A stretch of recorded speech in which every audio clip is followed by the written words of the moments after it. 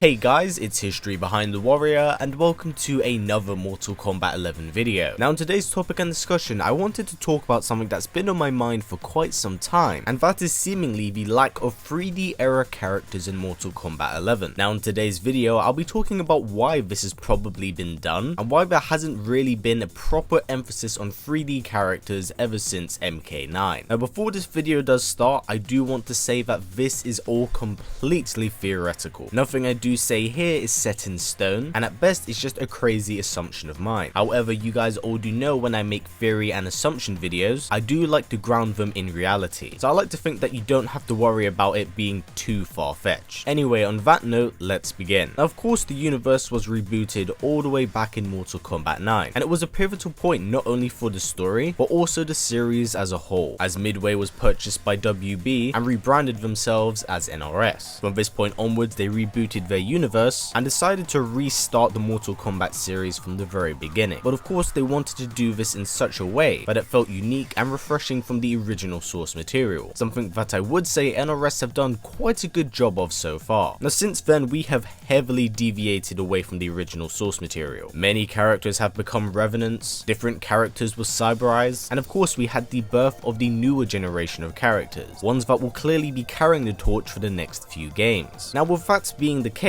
why has there not been a heavy emphasis on 3D characters? The 3D era of Mortal Kombat games aren't exactly held up in very high regard. They weren't at all terribly designed games. If anything, they were extremely fun and did have a somewhat unique take from the original Mortal Kombat formula, as it did deviate from 2D to 3D. But the one thing that always rubbed people the wrong way with the 3D games were the characters introduced to the universe. You see, with every character there's understandably going to be a fan base behind them, regardless of whether you like them or not. But the thing is, with the 3D characters, a lot of them were hit and miss, which is why only a few characters have actually spilled over into the new timeline, at least in terms of games. We'll get over to the comics in a bit. Now since the timeline has been rebooted, I would like to think in some way, shape and form, so far we've somewhat been cherry-picked the best characters from the 3D era, that being Kenshi, Tanya, Boraicho, someone who I'm not a massive fan of, but still these are all characters that actually did shine quite well during the 3D era of games, and thus because of that they were incorporated into the Mortal Kombat reboot. But why not the other characters? Well, I'm gonna fill in the gaps for some of the reasons why some characters definitely weren't in the game, as well as why there hasn't been a heavy emphasis on their return. A lot of 3D characters fan favorites weren't actually involved in MKX, but were involved in the MKX comic books, which are at this point in fact canon to the main story. This was confirmed last week by the writer, so yes, it is actually canon despite the inconsistencies it actually has with the game as well as the main story. 2. A lot of 3D characters were in fact killed in the comic books. Movado, Su Hao, Havoc, Reiko, these are all 3D era characters, so it's very clear that they're putting an emphasis on trying to get rid of some of the 3D characters that they feel have had their time. Now in saying that, I do also think that the MKX comic books gave them a better outing than they did in the original timeline, because everyone had their own opportunity to shine in the comic book series. And for the third and final reason why I believe this has been done is because NRS don't want to focus on that generation of characters anymore. They've had the opportunity to shine and kind of become their own characters. It's no longer their generation that will be carrying the series forward. I think the one thing I need to reiterate with any form of storytelling is that a story must always be moving forward, not back, and it was very clear from MKX's story mode that they want the new generation of characters to be the future of the series. Regardless of whether or not you do like them, it's clear that this is the direction they are going. At best, I feel like the only thing they can do with any of the 3D era characters is to reinvent them, recreate certain characters to have them fit in with the new timeline. I think that's the best and only thing they can do with the characters here, because honestly that idea worked so incredibly well for both Havoc and Reiko, because those characters had extremely high potential in the original timeline, but their story arcs were extremely bland. So I believe that reinventing them is the right direction to go. Hopefully we'll be able to see some of the good 3D characters come across, because whilst I'm not a massive fan of the 3D era games, they did do a lot for the series. The conquest modes were always a fantastic addition to the series, as it really did help expand the universe much more. But in also saying that, the story modes themselves weren't exactly fantastic. Now like I said, although I'm not a massive fan of the 3D games, I do think that there would be some characters that would be a great addition to the main roster, and if not that, then as DLC. A majority of the 3D characters really do have potential to shine. design. It's just all a matter of reinventing them in this new timeline and giving them a really new facelift that make them relevant to the main story. I definitely think we'll get some 3D characters as DLC, but for now we just have to wait. But yes, that basically wraps up for this video, guys. Hopefully this answers some of your questions about what exactly is going on with the 3D characters of the game, because I do see a lot of people asking this question. Now I know obviously this answer must be quite obvious, but I've seen a lot of people talk about this, so I wanted to kind of rationalize the different reasons as to why this would happen. This series isn't exactly shy of cutting away particular characters to make room for new ones, so to me it isn't exactly surprising at all that a majority of 3D characters have been cut from the reboots. But yeah guys, that basically wraps up everything I did want to say here. Anyway, I hope you enjoyed this video and learnt more by doing so. I do apologize for the lack of uploads recently. My schedule's been kind of sporadic, but in the rest I've just been throwing out content every here and there and it's been messing up my schedule. So hopefully that will go back to normal next week. But yeah, that's it for now guys. So before this video wraps up, if possible, let's try getting it to about 500 likes. It's a great way of supporting this channel, so by giving it a thumbs up, it helps out a ton. And also don't forget to take that bell, as YouTube will always seemingly have the problem of my videos not appearing in your sub boxes. So by doing that, it's going to help me out and most certainly help you out. Anyway, as always guys, please comment, like, subscribe, and share this video with everyone you know. Please take care and I'll see you all next time.